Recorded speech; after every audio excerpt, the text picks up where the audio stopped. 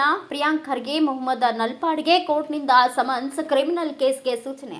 RSS ಬಗ್ಗೆ ಅವಹೇಳನಕಾರಿ ಹೇಳಿಕೆ ನೀಡಿದ ಆರೋಪದ ಅಡಿ ದಾಖಲಾದ ಮಾನನಷ್ಟ ಮೊಕದ್ದಮೆಗೆ ಸಂಬಂಧಿಸಿದಂತೆ ಸಚಿವ ಪ್ರಿಯಾಂಕ್ ಖರ್ಗೆ ಹಾಗೂ ಕಾಂಗ್ರೆಸ್ ಮುಖಂಡ ಮೊಹಮ್ಮದ್ ನಲ್ಪಾಡ್ಗೆ ಬೆಂಗಳೂರು ಕೋರ್ಟ್ ಸಮನ್ಸ್ ಜಾರಿ ಮಾಡಿದೆ. ಭಾರತೀಯ ನ್ಯಾಯ ಸಂಹಿತೆ ಅಡಿ ಕ್ರಿಮಿನಲ್ ಪ್ರಕರಣ ದಾಖಲಿಸಿ ಜುಲೈ 21ರಂದು ವಿಚಾರಣೆಗೆ ಹಾಜರಾಗಲು ಸೂಚಿಸಿದೆ. ಆದರೆ ಇದೇ ಪ್ರಕರಣದಲ್ಲಿ ಆರೋಪಿಯಾಗಿದ್ದ ಸಚಿವ ದಿನೇಶ್ ಗುಂಡೂರಾವ್ ಅವರನ್ನ ನ್ಯಾಯಾಲಯ ಕೈಬಿಟ್ಟಿದೆ.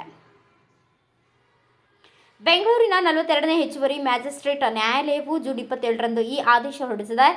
ತೇಜಸ್ ಎಸ್ ಎಂಬುವವರು ಈ ಸಂಬಂಧ ಖಾಸಗಿ ದೂರು ದಾಖಲಿಸಿದರು. ದೂರಿನಲ್ಲಿ ಸಚಿವ ಪ್ರಿಯಾಂಕ್ ಖರ್ಗೆ, ದಿನೇಶ್ ಗುಂಡೂರಾವ್ ಹಾಗೂ ಕಾಂಗ್ರೆಸ್ ಮುಖಂಡ ಮೊಹಮ್ಮದ್ ನಲ್ಪಾಡ್ ಅವರನ್ನು ಆರೋಪಿಗಳನ್ನಾಗಿ ಹೆಸರಿಸಲಾಗಿತ್ತು. ಕ್ರಿಮಿನಲ್ ಪ್ರಕರಣ ದಾಖಲಿಸಲು ಸೂಚನೆ.